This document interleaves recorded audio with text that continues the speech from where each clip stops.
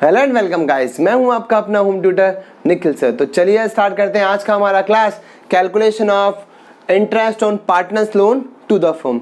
यानी इसका मतलब है कंपनी को फंड की रिक्वायरमेंट थी, तो कंपनी ने क्या किया, मान लेते हैं हम लोग एक फर्म है, उसको फंड का रिक्वायरमेंट था, तो कंपनी ने पार्टनर से ही क्या कर लिया, लोन ले लिया।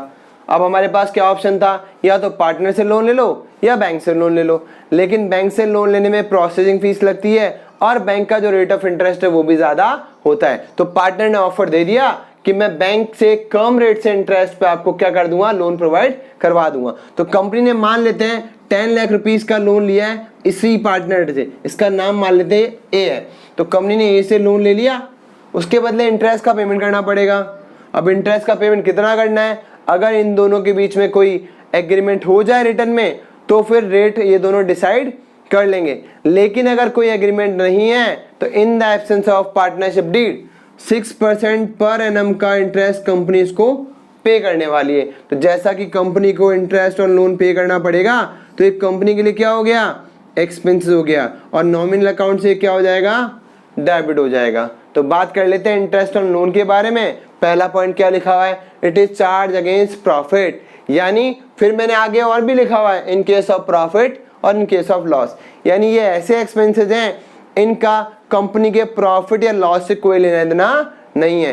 ये एक्सपेंसेस तो कंपनी को पे करने ही करने पड़ेंगे। जैसे मान लो अगर कंपनी ने पार्टनर से लोन लेने की जगह अगर बैंक से लोन लिया होता, तो आपको बैंक का लोन जो भी आपने लिया है उसका इंटरेस्ट पे करना पड़ेगा, बिल्कुल करना पड़ेगा। बैंक को ये मतलब नहीं है कि आप उस लोन के अमाउंट को प्रॉफिट में कन्वर्ट कर रहे हो या लॉस में कन्वर्ट कर रहे हो या उसको किसी भी तरह यूटिलाइज करो, उसको सिर्फ अपने इंटरेस्ट से मतलब है।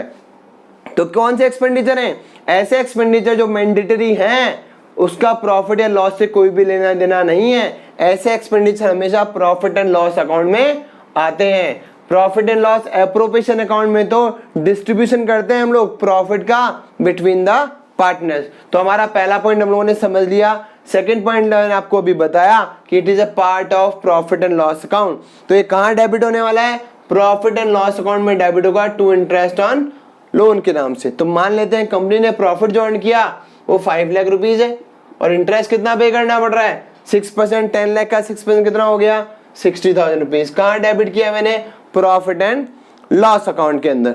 अब थर्ड पॉइंट मैं आपको भी समझा चुका हूं कि रेट ऑफ इंटरेस्ट अगर फिक्स नहीं है तो 6% पर एनम का इंटरेस्ट कंपनी को पे करना ही करना पड़ेगा। तो हम लोग जो यहाँ पे पढ़ने वाले हैं उसमें और भी कई ऐसे एक्सपेंडिचर आएंगे जो कि प्रॉफिट एंड लॉस अकाउंट का पार्ट बनेंगे, एप्रोप्रिएशन का नहीं बनेंगे। तो अगर क्वेश्चन में हमारे पास कोई ऐसे एक्सपेंसेस आ जाते हैं जो कि प्रॉफिट एंड लॉस से चार्ज होने वाले हैं, तो एप्रोप्रिएशन अकाउंट बनाने से पहले या तो प्रॉफिट एंड लॉस अकाउंट बनाओगे या फिर इसको डायरेक्टली भी आप वहां लिख सकते हो। तो मैं आपको भी समझा देता हूं।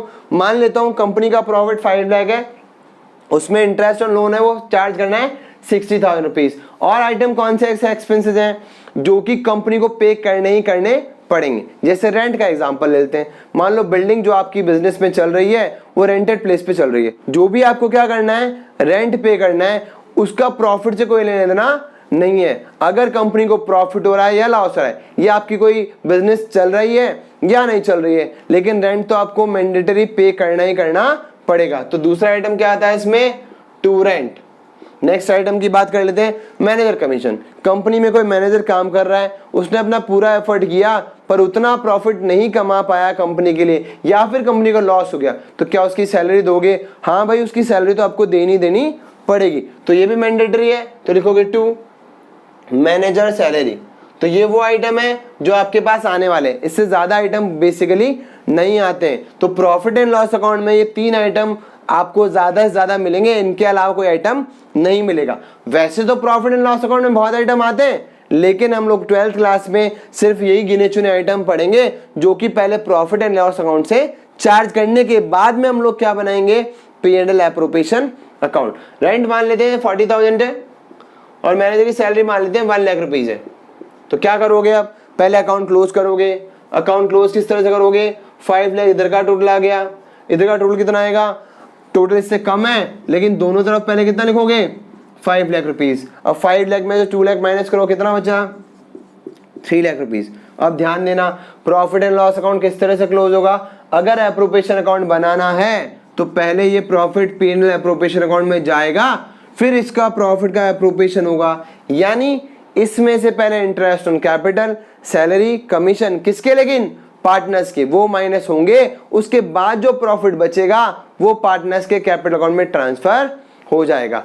अब मैंने आपको भी वापस समझाया था, फिर एक बार बता देता हूं। मेरा कहने का मतलब ये नहीं है कि लॉस को पार्टनर डिवाइड नहीं करेंगे, लॉस को पार्टनर ही डिवाइड करेंगे, लेकिन उसका एप्रोप्रिएशन बिल्कुल भी नहीं होगा।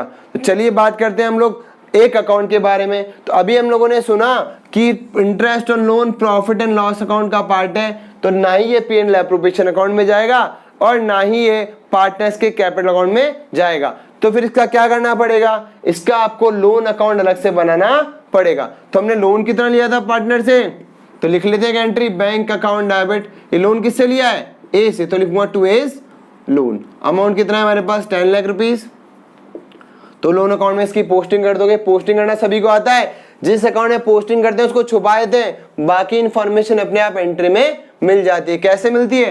अकाउंट में दो ही टर्म होती है, टू, और यहाँ लगा होता है बाय, जो कि इनविजिबल होता है, हमें दिखता नहीं है। तो किस अकाउंट में पोस्टिंग करनी है? लोन अकाउंट में। इसको छुपाओगे, क्या दिख रहा है? By bank. तो लोन अकाउंट में जाके लिख लो बाय बैंक। अमाउंट कितना था हमारे पास लोन का? 10 लाख रुपीस। उसके बाद बात करते हैं इंटरेस्ट की। जैसे मैंने आपको समझाया, इंटरेस्ट ऑन लोन जो है बेसिकली क्या है? एक्सपेंसेस है। तो क्या किया, इसको मैंने डेबिट कर दिया। अब बेसिकली ये जो इंटरेस्ट है बेसिकली वो कैश में पे नहीं करते, उसको कहाँ ट्रांसफर कर देंगे? पार्टनर के लोन अकाउंट में ट्रांसफर कर देंगे। इसका भी पोस्टिंग कर लेते हैं। एज लोन में क्या लिखोगे बताओ? Bye interest on loan. तो लिख लेता हूं मैं bye interest on loan. Amount कितना आ गया? 60,000 रुपीज। इसके बाद क्या करोगे? इस अकाउंट को क्लोज कर दोगे, लेकिन जो इंटरेस्ट हो P&L से चार्ज करोगे। तो चार्ज करने का भी अभी मैंने आपको समझाया था, जिसका बैलेंस डेबिट है उसको चार्ज करने के लिए क्या करोगे? क्रेडिट। तो क्या एंट्री बनाओगे? P&L एप्रोप्रिएशन अकाउंट को तो करोगे डेबिट, और इस इंटरेस्ट को जो डेबिट किया था उसको लिख दोगे टू इंटरेस्ट ऑन लोन। जो कि आपको ये समझ में भी आ रहा है कि यही एंट्री मैंने यहाँ पोस्ट की है P&L अकाउंट में, sorry, to interest on loan के नाम से। तो ये आ गया टू इंटरेस्ट ऑन लोन। अब ये अकाउंट भी क्लोज कर देते हैं। इसका टोटल हो गया 10,60,000, इधर का टोटल भी आ गया 10,60,000। बैलेंसिंग फिगर कितना बचेगा? सेम बच जाएगा 10,60,000। अगर आपने पेमेंट कर दिया 1 साल के बाद तो यहाँ लिखोगे टू कैश, यानी उसका पेमेंट हो चुका। अगर पेमेंट नहीं किया तो वो आपके लिए लायबिलिटीज है, तो एज इट इज चलता रहेगा टू बैलेंस CD, यानी अभी आपने उसका पेमेंट नहीं किया है।